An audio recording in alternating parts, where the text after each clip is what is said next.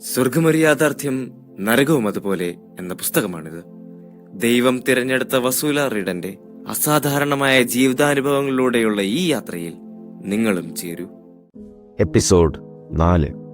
മാലാഖയോ സാത്താനോ? എനിക്ക് പെട്ടെന്ന് തന്നെ മനസ്സിലായി എനിക്കൊരു എതിരാളി ഉണ്ടെന്ന്.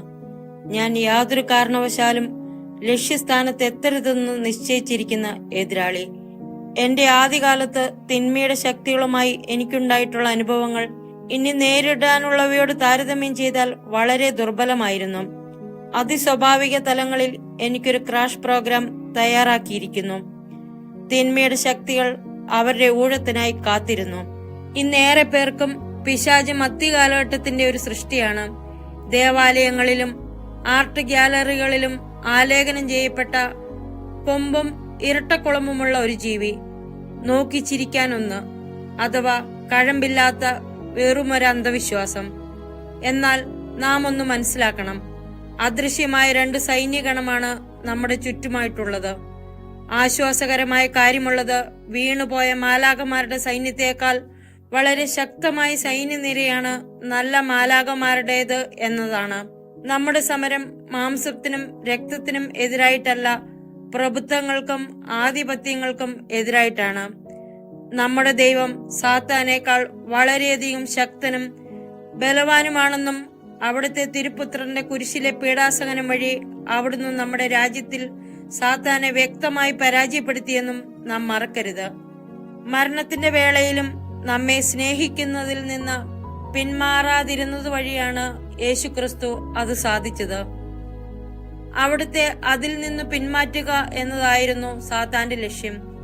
അങ്ങനെ ദൈവം ലോക ചരിത്രത്തിലെ ഏറ്റവും ദാരുണമായ സംഭവമെടുത്ത് അതിനെ ഒരു മഹാവിജയമായി മാറ്റിമറിച്ചു. ലോക ചരിത്രത്തിന്മേൽ, അതിന്റെ ആരംഭം മുതൽ അവസാന നാളുകൾ വരെയുള്ള കാലഘട്ടത്തിന്മേൽ അവിടുന്ന് വിജയം സ്ഥാപിച്ചു.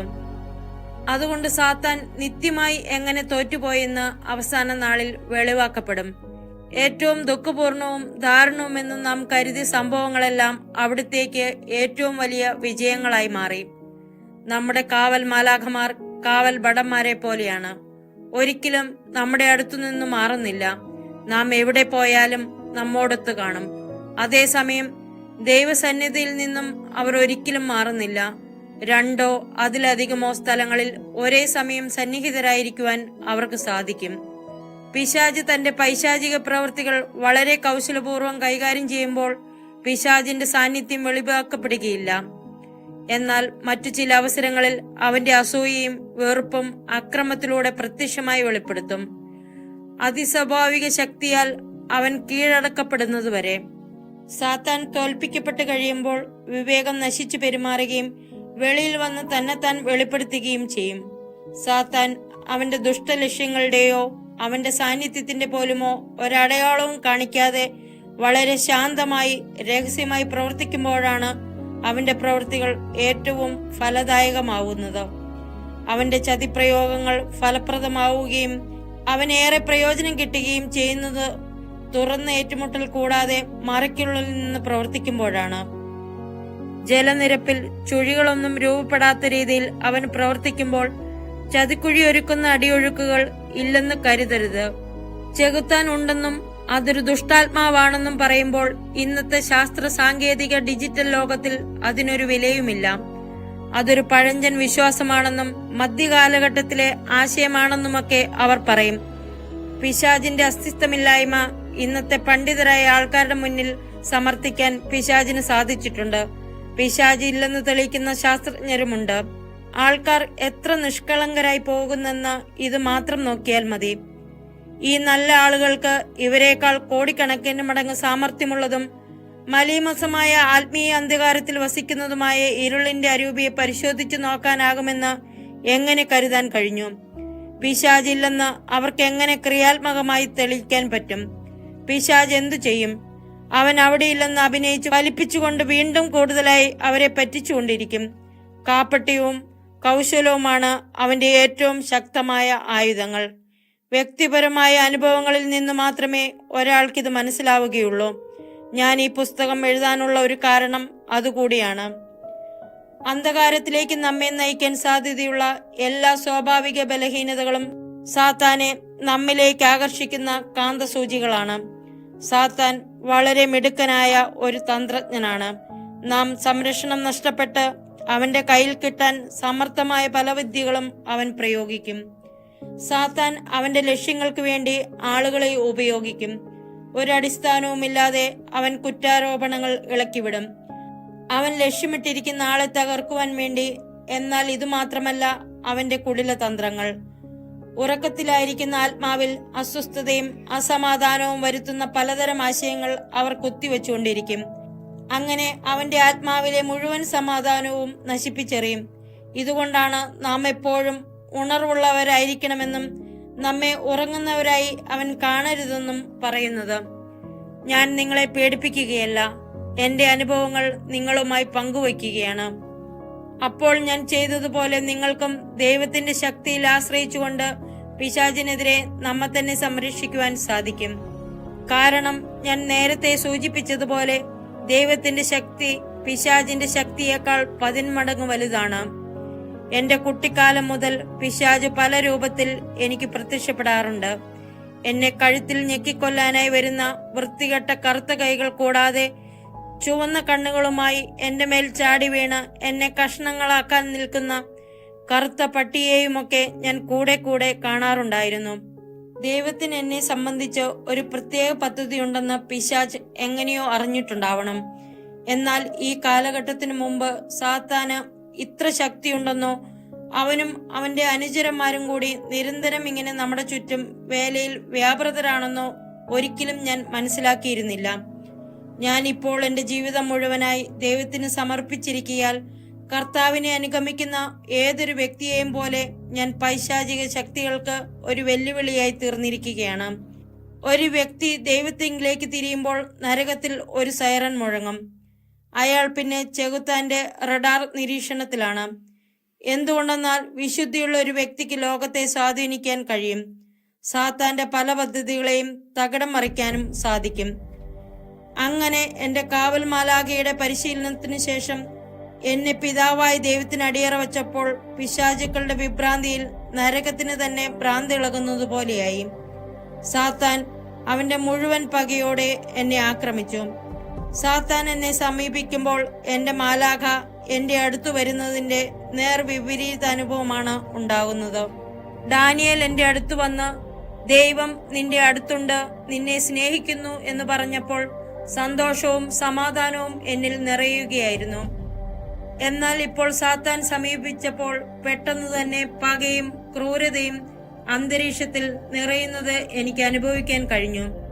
അവന്റെ പരുഷമായ വാക്കുകളും ഞാൻ കേട്ടു.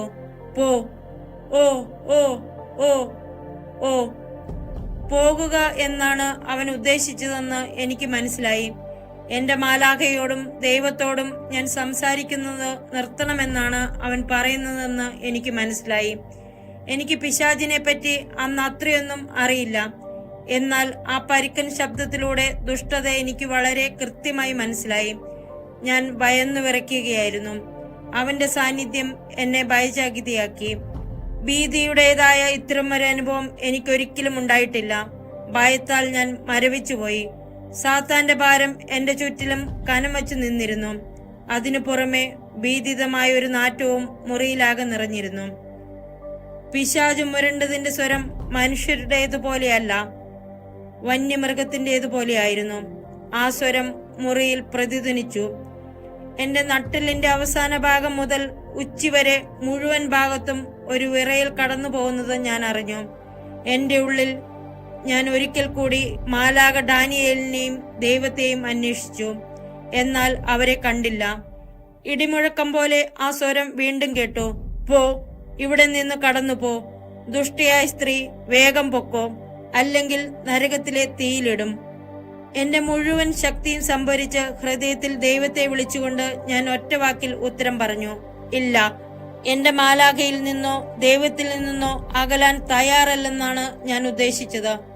പിശാച് ഉച്ചത്തിൽ കൂവുകയും എന്നെ പ്രാകുകയും ശപിക്കുകയും ചെയ്തു. അസഭ്യവും അശ്ലീലവും വിളിച്ചു പറയുന്നത് തുടർന്നുകൊണ്ടിരുന്നു.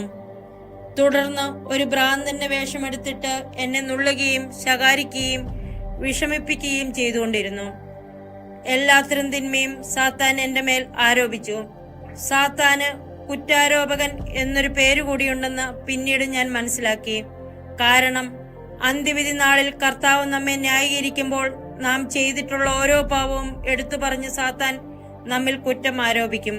ദൈവം മുഴുവൻ സ്നേഹവും കരുണയും കരുതലുമാണെങ്കിൽ സാത്താൻ മുഴുവൻ അതിന്റെ നേരെ വിപരീതമാണ്. അവൻ എന്നെ ആക്രമിച്ചപ്പോൾ അവന്റെ പരിഹാസം അത്ര ശക്തവും രൂക്ഷവുമായിരുന്നതുകൊണ്ട് എനിക്ക് സമനില തെറ്റിപ്പോകുമോ എന്ന് ഞാൻ ഭയപ്പെട്ടു. ഇത്തരം ആക്രമണങ്ങൾ പകലും അതിനേക്കാൾ ഭയാനകമായി രാത്രിയിലും തുടർന്നുകൊണ്ടിരുന്നു. എനിക്ക് ഉറങ്ങാൻ പോലും കഴിഞ്ഞിരുന്നില്ല. സാത്താൻ എന്റെ ശരീരത്തിൽ നിന്ന് ശ്വാസം വലിച്ചെടുക്കാൻ ശ്രമിക്കുകയാണോ എന്ന് തോന്നി. ഒരു കഴുകൻ എന്റെ വയറ്റിൽ അതിന്റെ കാലും നഖവും കുത്തിയിറക്കി. എന്നെ ശ്വാസം മുട്ടിക്കുന്നതായി ശാരീരികമായി വളരെ യഥാർത്ഥമായി അനുഭവപ്പെട്ടു. ഈ പീഡനം തുടർന്നപ്പോൾ ഞാൻ കരയാൻ തുടങ്ങി.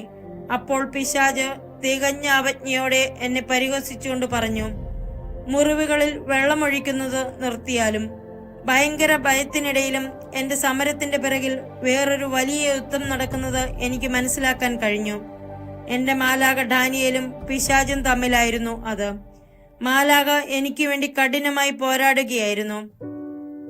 അതിസ്വാഭാവിക സഹായം കൂടാതെ ഞാൻ രക്ഷപ്പെടുകയില്ലെന്ന് എനിക്കറിയാമായിരുന്നു. ഞാൻ എന്റെ മാലാഖയോട് സഹായം അഭ്യർത്ഥിച്ചു. മാലാഖ ഉത്തരമായി ഒറ്റ വാക്ക് മാത്രം പറഞ്ഞു, പ്രാർത്ഥിക്കുക. അതുകൊണ്ട് ഞാൻ എന്റെ മുഴു ശക്തിയോടുകൂടി സഹായത്തിനായി യാചിച്ചുകൊണ്ട് ദൈവത്തോട് പ്രാർത്ഥിച്ചു. അവസാനം കുറച്ചു സമയത്തിന് ശേഷം യുദ്ധം അവസാനിച്ചു. പിശാച് അവന്റെ ആക്രമണം അവസാനിപ്പിച്ചു. എനിക്ക് കുറച്ചു ദിവസത്തേക്ക് സമാധാനം ലഭിക്കുകയും ചെയ്തു. എന്റെ കാവൽ മാലാഖ എനിക്കെത്ര വിലപ്പെട്ടതാണെന്ന് സമാധാനത്തിന്റെയും ശാന്തതയുടേതുമായ ആ നിമിഷങ്ങളിൽ ഞാൻ വിചാരിച്ചു. എന്നെ കരുതുകയും എന്നെ സംരക്ഷിക്കുകയും ചെയ്യുന്ന വിശ്വസ്തനായൊരു സുഹൃത്തിനെ പോലെ പിശാചിനോട് യുദ്ധം ചെയ്ത് അവനെ ദൂരെ അകറ്റുകയായിരുന്നെന്ന് എനിക്ക് മനസ്സിലായി. എനിക്കെന്റെ മാലാഖയുടെ സംരക്ഷണം ആവശ്യമായിരുന്നു. കാരണം പിശാച് ഒരിക്കലും പിന്മാറുന്നവനല്ല. അവൻ പുതിയതും വ്യത്യസ്തവുമായ തന്ത്രങ്ങൾ മെനയുകയാവും. ആദ്യം പിശാച് അവന്റെ ശ്രദ്ധ എന്റെ കുടുംബാംഗങ്ങളുടെ മേലാണ് തിരിച്ചത്. എന്റെ ജ്ഞാനസ്നാന പുത്രിയും കൂടിയായ എന്റെ മരുമകൾ അവൾക്കുണ്ടായ അനുഭവം എന്നോട് പങ്കുവയ്ക്കുന്നത് 15 വർഷങ്ങൾ കഴിഞ്ഞിട്ടാണ്. അവൾ കാണുന്നത് ഒരു ഡൈനിങ് ടേബിളിന്റെ തലയ്ക്കൽ അവൾ ഇരിക്കുന്നതായിട്ടാണ്. അവളുടെ കഴുത്തിൽ കുറെ ജപമാലകളും ഉണ്ട്. മേശയിൽ മറ്റു പലരും ഉണ്ട്. ഞാനും അങ്ങേ അറ്റത്തിരിക്കുന്നുണ്ട്. പെട്ടെന്ന് വാതിൽ തുറക്കപ്പെട്ടു. സാത്താൻ അകത്ത് പ്രവേശിച്ച് അവളുടെ അടുത്തേക്ക് ചെന്നു. അവളുടെ വിവരണം ഇങ്ങനെയാണ്: അത് അരയ്ക്ക് കീഴ്പോട്ട് ആടിനെ പോലെയാണ്, മുകളിലേക്ക് മനുഷ്യനെ പോലെ. വൃത്തികെട്ട മുഖവും തലയിൽ വളഞ്ഞ കൊമ്പുകളുമുള്ള മനുഷ്യൻ. അന്നത്തെ ആ കാഴ്ചയും ആ ഭീഷണി മുറ്റിയ വാക്കുകളും ഉണ്ടാക്കി ഭീതിയുടെ ഓർമ്മയിൽ ആ സംഭവം വിവരിച്ചപ്പോൾ പോലും ഉച്ചത്തിൽ ഏങ്ങലടിച്ചുകൊണ്ട് അവൾ പൊട്ടിക്കരഞ്ഞുപോയി. ആ വാക്കുകൾ ഇങ്ങനെയായിരുന്നു: നിന്റെ അമ്മായിയെ ഞാൻ വെറുക്കുന്നു, അതുപോലെ നിന്നെയും വെറുക്കുന്നു. ഇതുപോലെ സാമ്യമുള്ള ഒന്ന് എന്റെ മകനുമുണ്ടായി. ഉറക്കത്തിൽ പിശാച് അവന് പ്രത്യക്ഷപ്പെട്ടു, നീണ്ട താടിയുള്ള ഒരു വയസ്സന്റെ രൂപത്തിൽ.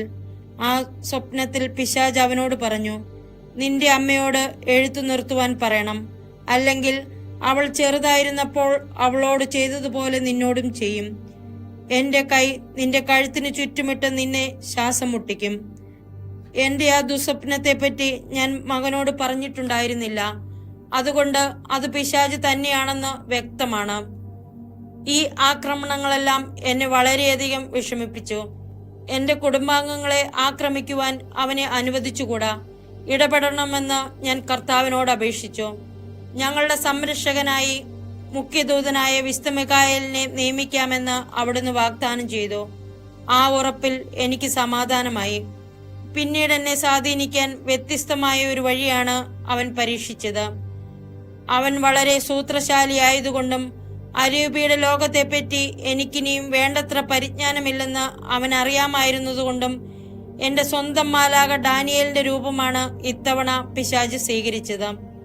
കർത്തൃപ്രാർത്ഥന കർത്താവിന്റെ മുമ്പിൽ ചൊല്ലിക്കേൾപ്പിച്ച അന്നു മുതൽ ഞാൻ അറിയുന്ന സ്നേഹമുള്ള ദൈവവും കരുതലുമുള്ള പിതാവുമായ എൻ്റെ ദൈവത്തെ വേറൊരു ഛായയിൽ അവതരിപ്പിച്ചുകൊണ്ട് എന്നെ വിഡ്ഢിയാക്കാനാണ് ഈ കള്ളമാലാക പരിശ്രമിച്ചത്. ഈ കള്ളമാലാക ദൈവം ഭയങ്കരനാണെന്നും അവിടുത്തെ നാം ഭയപ്പെടണമെന്നും പറഞ്ഞു തുടങ്ങി.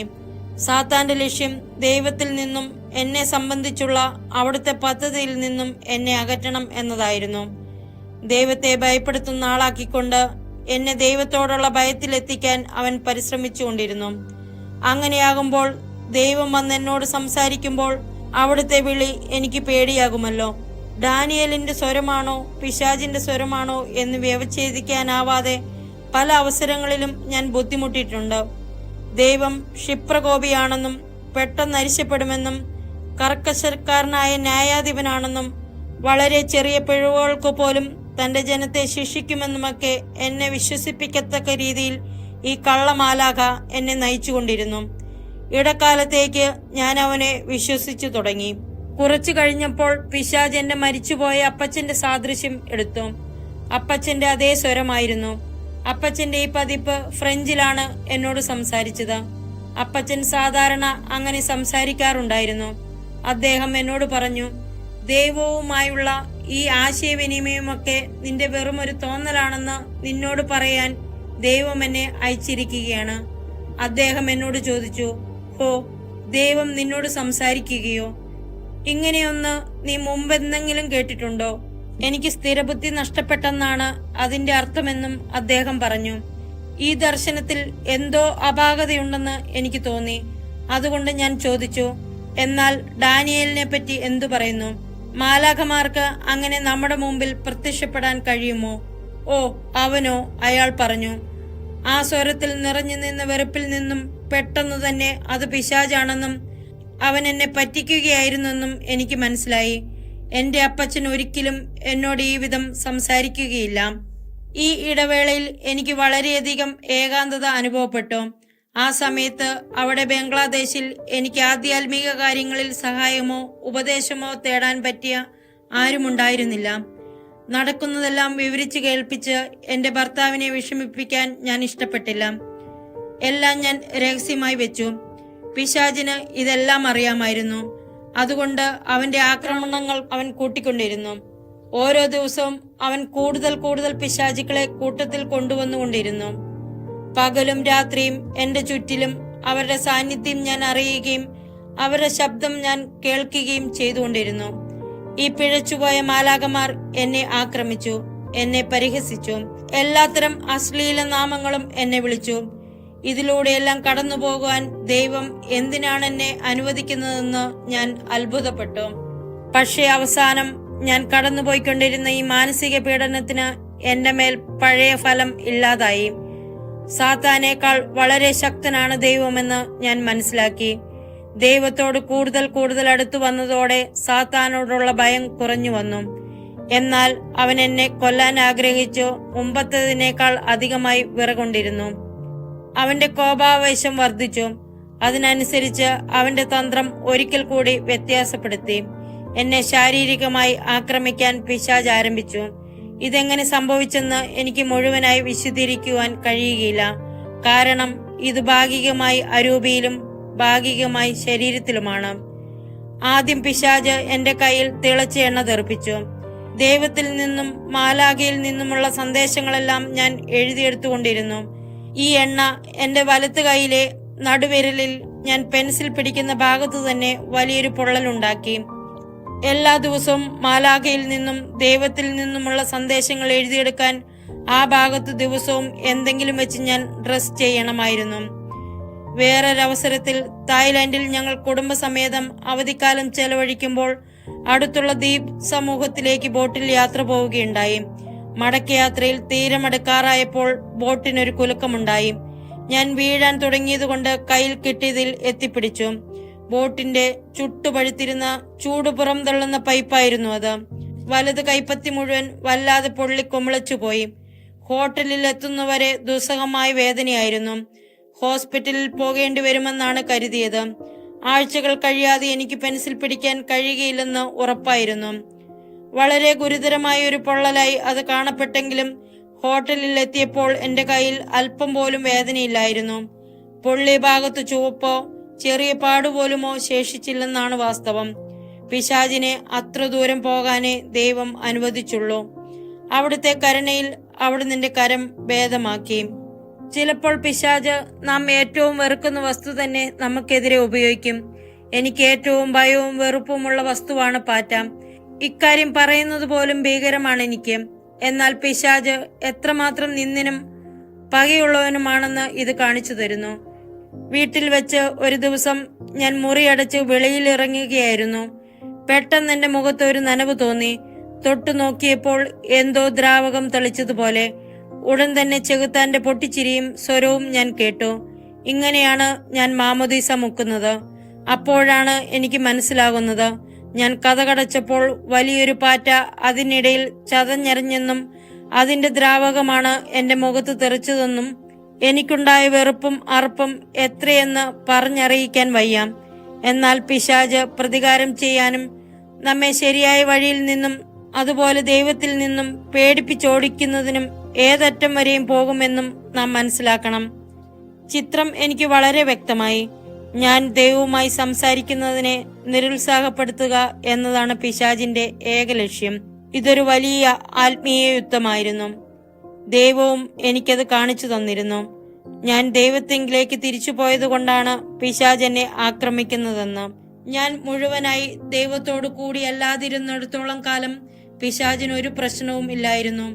എന്നാൽ ഇപ്പോൾ പിശാചിനെതിരെ പോരാടാൻ ദൈവം എന്നെ പരിശീലിപ്പിക്കുകയും പരുവപ്പെടുത്തുകയുമാണെന്ന് കണ്ടപ്പോൾ അവന് കലി കയറി. ഒരു രാത്രി ഞാനൊരു ദർശനം കണ്ടു. ഞാനൊരു മുറിയിൽ നിൽക്കുന്നു. ഒരു സർപ്പം തറയിലൂടെ തെന്നി നീങ്ങുന്നു. ഈ സർപ്പം പിശാചിനെയാണ് സൂചിപ്പിക്കുന്നത്. ഈ സർപ്പത്തെ ഒരിക്കൽ ഞാൻ വളർത്തിയിരുന്നതാണെന്ന് എനിക്ക് മനസ്സിലായി. ഇപ്പോൾ ഞാൻ അതിനെ അവഗണിക്കുകയും അതിന് ഭക്ഷണം കൊടുക്കാതിരിക്കുകയും ചെയ്യുന്നു. വിശന്നും വേവലാതി പൂണ്ടും അത് ഭക്ഷണം തേടി അതിന്റെ മാളത്തിൽ നിന്ന് പുറത്തിറങ്ങിയിരിക്കുകയാണ്. വിശന്നും വേവലാതി പൂണ്ടും അത് ഭക്ഷണം തേടി അതിന്റെ മാളത്തിൽ നിന്ന് പുറത്തിറങ്ങിയിരിക്കുകയാണ്.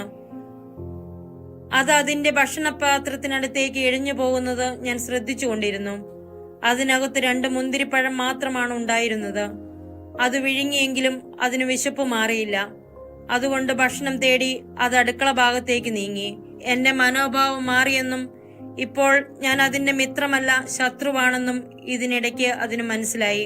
അതിപ്പോൾ തന്നെ എന്റെ നേരെ തിരിയുമെന്നും എന്നെ കൊല്ലുമെന്നും എനിക്ക് മനസ്സിലായി. അതുകൊണ്ട് ഞാൻ ഭയപ്പെട്ടു.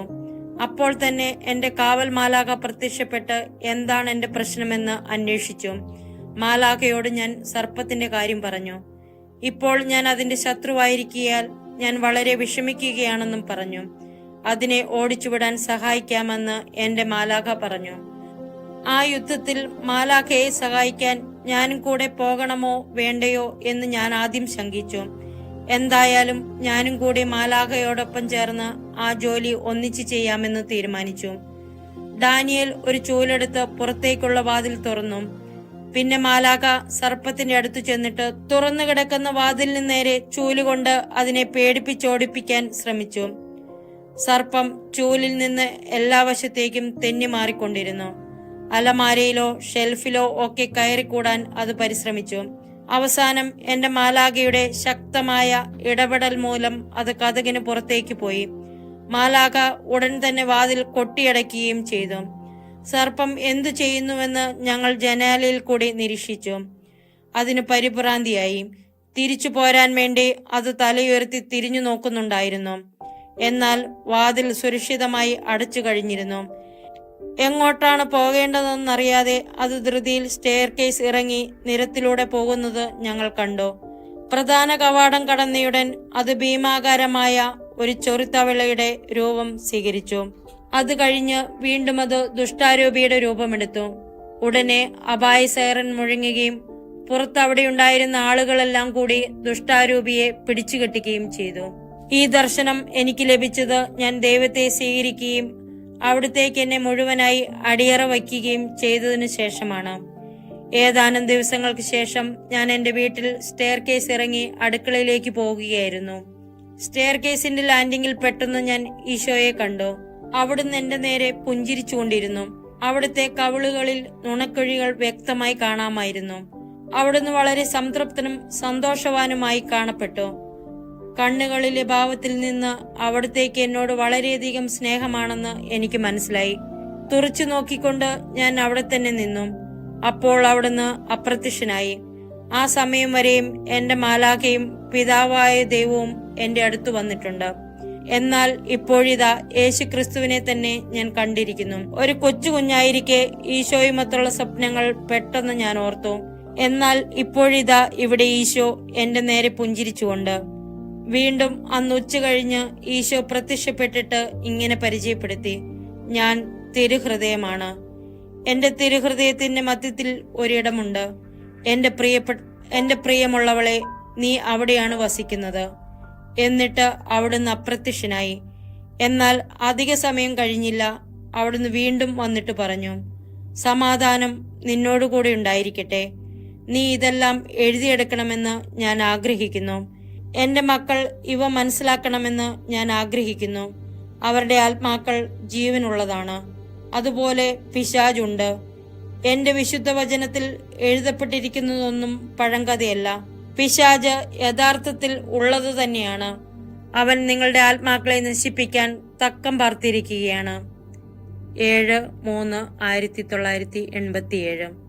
ഈ വാക്കുകൾ അവിടുന്ന് പറഞ്ഞു കഴിഞ്ഞപ്പോൾ തന്നെ ഞാൻ ഭൂമിയുടെ അധോഭാഗങ്ങൾ എത്തിയിരിക്കുന്നതായി എനിക്ക് മനസ്സിലായി. ഞാനൊരു മയക്കത്തിലേക്ക് വീഴുകയായിരുന്നില്ല. കാരണം ഈ ദർശനം എനിക്ക് ബുദ്ധിയുടെ തലത്തിലാണ് നൽകപ്പെട്ടത്. ഞാൻ എത്തിച്ചേർന്ന സ്ഥലം ഒരു ഭൂഗർഭ ഗുഹ പോലെ തോന്നിച്ചു. പൊക്കം കുറഞ്ഞ സീലിംഗ്, അന്ധകാരമാണ്. തീയിൽ നിന്ന് വരുന്ന പ്രകാശം മാത്രം. ഈർപ്പമുള്ളതുപോലെ തോന്നിച്ചു. തറ ഇരുണ്ട ചാരനിറമാണ്. നനവുള്ളതുകൊണ്ടാകാം പറ്റിപ്പിടിക്കുന്നുണ്ട്. എന്നാൽ മണ്ണിന്റെ സ്വഭാവം പൊടിയായിട്ടാണ്, മാവു പൊടി പോലെ. എന്റെ മുമ്പിലായി ധാരാളം ആത്മാക്കളെ നിരനിരയായി കെട്ടിയിട്ടിരിക്കുന്നത് ഞാൻ കണ്ടു. ഞാൻ അവരുടെ തല മാത്രമേ കാണുന്നുള്ളൂ. അവരുടെ ശരീരത്തിന്റെ ബാക്കി ഭാഗം ഒരു മതിലിന് പിറകിലായിട്ടാണ്. അവരുടെ മുഖം കഠിനയാതനയുടെ ആവരണം പോലെ തോന്നിച്ചു. എന്റെ ചുറ്റിലും സ്വരം കേൾക്കുന്നതായി എനിക്ക് മനസ്സിലായി. വലിയ ഇരുമ്പ് ചക്രം കറങ്ങുന്നതിന്റെയും ചുറ്റിക ആഞ്ഞടിക്കുന്നതിന്റെയും പലവിധ സ്വരങ്ങൾ കൂടിക്കലർന്നു ഒരു ബഹളം. എന്റെ ചുറ്റിലും ശപിക്കപ്പെട്ട ആ നരകവാസികളുടെ കരച്ചിലും നിലവിളിയും വ്യക്തമായി കേൾക്കാമായിരുന്നു. എല്ലാം കൂടി വളരെ ബഹളം നിറഞ്ഞൊരു സ്ഥലമാണെന്ന് തോന്നി. എന്റെ മുമ്പിൽ ഏകദേശം 5 മീറ്റർ അകലെയായി സാത്താൻ നിൽക്കുന്നത് ഞാൻ കണ്ടു. നരകശിക്ഷ വിധിക്കപ്പെട്ടവരെ നേരെ തിരിഞ്ഞാണ് നിൽക്കുന്നത്. എനിക്ക് പുറംതിരിഞ്ഞും. സാത്താന്റെ നീട്ടിപ്പിടിച്ച കയ്യിൽ നിറയെ തിളച്ച ലാവയാണ്. നരകശിക്ഷ വിധിക്കപ്പെട്ടു വന്നിരിക്കുന്നവരെ വലത്തേയറ്റം മുതൽ ഇടത്തേയറ്റം വരെ ഓരോരുത്തരുടെയും മുഖത്തേക്ക് ഈ ലാവ അയാൾ തെറിപ്പിക്കുകയാണ്. മുഖം പൊള്ളി കുമളിക്കുവാൻ തക്കവിധം. പിറകിൽ ആരോ ഉണ്ടെന്ന് മനസ്സിലായിട്ടാണെന്ന് തോന്നുന്നു. പെട്ടെന്ന് അയാൾ തിരിഞ്ഞു നോക്കി. എന്നെ കണ്ടു. അയാളുടെ മുഖം മനുഷ്യരുടെ മുഖം പോലെയാണ്. എന്നാൽ അത് മുഴുവൻ കോപവും വെറുപ്പുമാണ്. കണ്ണുകളിലാണ് ഏറ്റവും കൂടുതൽ വെറുപ്പും കോപവും. അയാൾ ഒരു ഭ്രാന്തനെ പോലെയാണ്. എന്നെ കണ്ട ഉടനെ വലിയ വെറുപ്പോടെ അയാൾ നിലത്തേക്ക് തുപ്പി. വലിയ കനത്ത പരുക്കൻ ശബ്ദത്തിൽ അയാൾ പറഞ്ഞു: പറയുകയല്ല, മുരളുകയാണെന്ന് പറയാം. ഹാ, ഒരുത്തിയെ കണ്ടോ? വൃത്തികെട്ട പുഴു. നോക്ക്, ഈയിടെയായി പുഴുക്കളും നമ്മുടെ ചോര കുടിക്കാൻ വരികയാണ്. പോ, ദൂരെ പോ. പിന്നെ മൃഗീയമായ ആനന്ദത്തോടെ അയാൾ എന്നോട് പറഞ്ഞു: നോക്കിക്കേ. എന്നിട്ട് അയാൾ ലാവയെടുത്ത് ആ പാവപ്പെട്ടവരുടെ മുഖത്തേക്ക് വീണ്ടും എറിഞ്ഞു. അവർ ദീനമായി നിലവിളിക്കുകയും കരയുകയും ചെയ്തുകൊണ്ടിരുന്നു. ഹോ, ഞങ്ങൾ മരിച്ചിരുന്നെങ്കിൽ എന്നവർ വിലപിക്കുന്നത് ഞാൻ കേട്ടു. അപ്പോൾ കോപത്താൽ ജ്വലിച്ചുകൊണ്ട് സാത്താൻ കൂവി: ഭൂമിയിലെ ജന്തുക്കളെ, ഞാൻ പറയാം, നിങ്ങളെല്ലാവരും എന്റെ അടുക്കൽ ഒരു ദിവസം വരും. അയാൾ ഉച്ചത്തിൽ ഭീഷണിപ്പെടുത്തിയപ്പോൾ ഞാൻ വിചാരിച്ചു, ഇവൻ എന്തൊരു വിഡ്ഢിയാണ്. അവസാനം ഇവൻ വിജയിക്കുമെന്ന് കരുതാൻ മാത്രം. ഞാൻ എന്താണ് ചിന്തിച്ചതെന്ന് അവൻ ഊഹിച്ചെന്ന് തോന്നുന്നു. ഒരു വെല്ലുവിളിയുടെ ശബ്ദത്തിൽ അവൻ പറഞ്ഞു: ഞാൻ വിഡ്ഢിയൊന്നുമല്ല. വലിയ പകയോടെ ഉച്ചത്തിൽ പൊട്ടിച്ചിരിച്ചിട്ട് അവൻ ആ പാവം ആത്മാക്കളുടെ നേരെ തിരിഞ്ഞു കളിയാക്കി പറഞ്ഞു: നിങ്ങൾ കേട്ടോ, ഇവൾ എന്നെ വിഡ്ഢിയെന്ന് വിളിച്ചു. എന്റെ ഏറ്റവും പ്രിയപ്പെട്ട ആത്മാക്കളെ, അവളുടെ പറച്ചിലിന് നിങ്ങളെ കൊണ്ട് ഞാൻ പിഴയടപ്പിക്കും. ഇത് പറഞ്ഞിട്ട് അവരുടെ മേൽ എറിയാൻ വീണ്ടും അയാൾ ലാവയെടുക്കാൻ തുടങ്ങി. അപ്പോൾ ഞാൻ നിരാശയോടെ ഈശോയുടെ നേരെ തിരിഞ്ഞിട്ട് അവനെ തടയാൻ എന്തെങ്കിലും ചെയ്യണമെന്ന് അപേക്ഷിച്ചു. ഈശോ പറഞ്ഞു, ഞാൻ അവനെ തടയും. സാത്താൻ ലാവ എറിയാനായി കൈ ഉയർത്തിയപ്പോൾ അവന് ദുസ്സഹമായ വേദനയുണ്ടായിട്ട് അവൻ ഉച്ചത്തിൽ കാറി. ഈശോയെ ശപിച്ചിട്ട് അവൻ എന്റെ നേരെ നോക്കി അലറി, കള്ള മന്ത്രവാദിനി, പോ, പോ, ഞങ്ങളുടെ അടുത്തു നിന്ന് പോകൂ. പെട്ടെന്ന് നരകത്തിന്റെ ഗേറ്റിന് തൊട്ടപ്പുറത്തു നിന്നും ആത്മാക്കളുടെ സ്വരം കേൾക്കാൻ തുടങ്ങി. ശുദ്ധീകരണ സ്ഥലത്തിന്റെ ഏറ്റവും താഴ്ന്നതാണത്, നരകമല്ല. ഞങ്ങൾ അവിടെയുണ്ടെന്നറിഞ്ഞിട്ട് അവർ ഞങ്ങളെ രക്ഷിക്കൂ, ഞങ്ങളെ രക്ഷിക്കൂ എന്ന് ഞങ്ങളോട് കരഞ്ഞപേക്ഷിച്ചു. അവിടെ പെട്ടെന്ന് ശൂന്യതയിൽ നിന്ന് ആരോ ഒരാൾ സാത്താന്റെ മുമ്പിലേക്ക് വന്നു. അത് പിശാചുക്കളിൽ ഒരാളാണെന്ന് എനിക്ക് വ്യക്തമായി. സാത്താൻ അയാളോട് സംസാരിക്കുന്നത് കേട്ടപ്പോൾ ഞങ്ങൾ അവിടെ നിൽക്കുന്നത് ഇപ്പോൾ സാത്താന് കാണാൻ സാധിക്കുന്നില്ലെന്ന് എനിക്ക് മനസ്സിലായി. നിന്നെ ഏൽപ്പിച്ച ഡ്യൂട്ടി നീ ചെയ്യുന്നുണ്ടോ? ഞാൻ നിന്നോട് ചെയ്യാൻ കൽപ്പിച്ചിരിക്കുന്നവ നീ ചെയ്യുന്നുണ്ടോ? അവളെ ഉപദ്രവിക്കണം, അവളെ നശിപ്പിക്കണം, അവളെ പിന്തിരിപ്പിക്കണം. ആ പിശാചിന് സാത്താൻ കൊടുക്കുന്ന കൽപ്പന എന്നെ ഉദ്ദേശിച്ചാണ്. എന്നെ പിന്തിരിപ്പിക്കാനും എന്റെ ദൗത്യം തകർക്കാനും വേണ്ടി എപ്പോഴും എന്റെ കൂടെ തന്നെ കാണണമെന്നാണ് ആ പിശാചിനോട് സാത്താൻ ആവശ്യപ്പെട്ടിരിക്കുന്നത്. സാത്താൻ മറ്റു പിശാചുക്കളെ പേര് ചൊല്ലി വിളിക്കുന്നത് കേട്ടു. ഇടയ്ക്ക് മനുഷ്യപ്പേരുകളും വിളിക്കുന്നുണ്ടായിരുന്നു. നരകത്തിൽ ചെന്ന ആത്മാക്കൾക്കും പിശാചിനെ പോലെ മനുഷ്യരിൽ പ്രവേശിക്കാനും പൈശാചിക ഉപദ്രവം ചെയ്യാനും സാധിക്കുമെന്ന് അപ്പോൾ എനിക്ക് മനസ്സിലായി. കാരണം അവരെല്ലാം ലൂസിഫറിന്റെ ആധിപത്യത്തിന് കീഴിലാണ്. അവന്റെ കീഴിലുള്ളവരെല്ലാം വെറുപ്പിലാണ് ജീവിക്കുന്നത്. അവർക്ക് എത്രയായാലും വീണുപോയ ആ മാലാഖമാരുടേതുപോലെ അളവറ്റ ശക്തിയില്ല. നമുക്ക് ഈ സ്ഥലത്തു നിന്ന് പോകാമോ എന്ന് ഞാൻ ഈശോയോട് ചോദിച്ചു. അപ്പോൾ അവിടുന്ന് പറഞ്ഞു, വരൂ, നമുക്ക് പോകാം. നീ ഇതെല്ലാം എഴുതിയെടുക്കണം. സാത്താന്റെ മേൽ ഈശോയ്ക്ക് പൂർണ്ണമായ ആധിപത്യമാണ് ഉള്ളതെന്ന് ഈ ദർശനം കഴിഞ്ഞപ്പോൾ എനിക്ക് മനസ്സിലായി. പിശാചുക്കളെ ഓടിക്കാൻ അവിടുത്തെ നാമം നാം ഉപയോഗപ്പെടുത്തണമെന്ന് അവിടുന്ന് എന്നെ പഠിപ്പിച്ചു. അതുകൊണ്ട് എനിക്ക് ആത്മവിശ്വാസവും സമാധാനവും ലഭിച്ചു. നരകത്തിന്റെ ഈ ദർശനത്തിനു ശേഷം ഒരു സംഘം പിശാചുക്കളെ തന്നെ എന്നെ ആക്രമിക്കാൻ സാത്താൻ അയച്ചു. ഇത്തവണ എനിക്ക് അവയെ കൈകാര്യം ചെയ്യാൻ സാധിക്കുമെന്ന് എനിക്കറിയാമായിരുന്നതുകൊണ്ട് ആ പുതിയ ആത്മവിശ്വാസത്തോടെ അവയെ പരിഹസിച്ചുകൊണ്ട് ഞാൻ പറഞ്ഞു, നടപ്പില്ല, ഇനി നടപ്പില്ല. ചിമ്പാൻസിയെ പോലെ തോന്നിക്കുന്ന കുട്ടി പിശാചുക്കളായിരുന്നു അവ. ആക്രമിക്കാൻ വരുന്ന പൂച്ചയെ പോലെ അവ എന്റെ പുറത്ത് ചാടിക്കേറി. പക്ഷേ എനിക്ക് ഭദ്രതയും അവയേക്കാൾ ശക്തിയും അനുഭവപ്പെട്ടു. ഒട്ടും ഭയം തോന്നിയില്ല, ഒരു മുഷിച്ചൽ തോന്നിയതു മാത്രം. ഈശോയുടെ നാമം ഉപയോഗിച്ച് അവയെ തൂത്തെറിയാൻ എനിക്ക് കഴിയുമെന്ന് എന്റെ ആത്മാവിൽ എനിക്ക് ഉറപ്പുണ്ടായിരുന്നു. അവ ഒരപകടമായി തോന്നിയില്ല. ഭക്ഷണമേശയിൽ പറന്നു നടക്കുന്ന ഈച്ചയെ പോലെ ഒരു ശല്യമായിട്ടാണ് തോന്നിയത്. അവയെ കണ്ടു മടുത്തെന്ന് തോന്നിയപ്പോൾ നരകത്തിലേക്ക് മടങ്ങിപ്പോകാൻ അവയോട് ഞാൻ ഈശോയുടെ നാമത്തിൽ കൽപ്പിച്ചു. മൂങ്ങിക്കരഞ്ഞുകൊണ്ട് പിശാചുക്കളെല്ലാം ഉടൻ സ്ഥലം വിട്ടു. നിങ്ങൾ കേട്ടത് സ്വർഗം ഒരു യാഥാർത്ഥ്യം, നരകവും അതുപോലെ. അടുത്ത എപ്പിസോഡിൽ വീണ്ടും കണ്ടുമുട്ടാം. നന്ദി. ദൈവം നമ്മെ അനുഗ്രഹിക്കട്ടെ.